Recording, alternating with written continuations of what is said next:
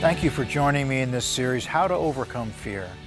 I want you to know that God has a promised land, a place of destiny for you.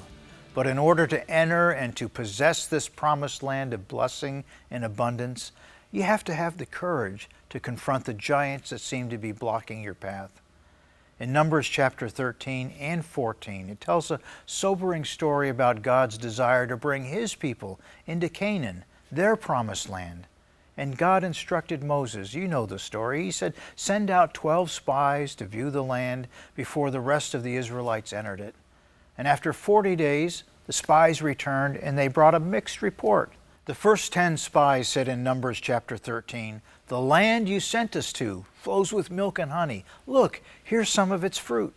But Moses, the people who live in the land, they are strong. Their cities are fortified. They're very large. And besides that, we saw giants there, the descendants of Anak. The first 10 spies reported that they saw no way that Israel could actually possess such a land. It was inhabited by giants and impregnable fortresses. You know, perhaps this sounds like your life today. You've heard about a place of victory. You've heard about a life of abundance that God wants for you. But the obstacles seem too great, too big, the enemies too intimidating, and the costs too high. Caleb and Joshua gave the people a much different report in verses 30 through 33, saying, let us go up at once and take possession, for we are well able to overcome it. But these men of faith were put down by the cowardly and unbelieving spies who said, we're not able to go up against this people, for they're stronger than us. The land through which we have gone as spies is a land that devours its inhabitants, and all the people we saw in it are men of great stature. We saw giants there, and we were small like grasshoppers in their sight. How sad! How sad that God's people are at the very brink of the promised land. They were at the very threshold of their destiny. Yet they allowed fear and disobedience to keep them out of the promised land.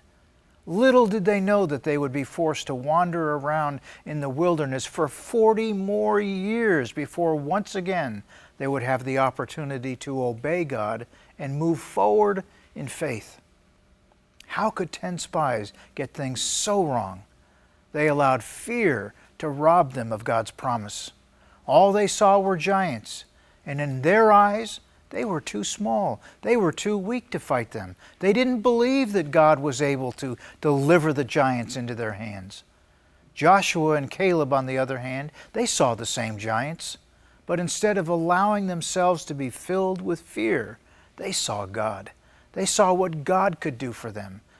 They saw that God would fight the battle, that He would defeat the giants, that He would deliver the land into their hands, that He would keep His promise to them. They had faith and not fear. Their trust was in God and in His ability, not in their own abilities. My friend, if your problems seem enormous and overwhelming today, remember the story of these 12 spies. Let faith and obedience rule your heart. Let faith rule your mind instead of fear. Trust God like Joshua and Caleb did. God has promised to bring you into a land of blessing and abundance. God bless you.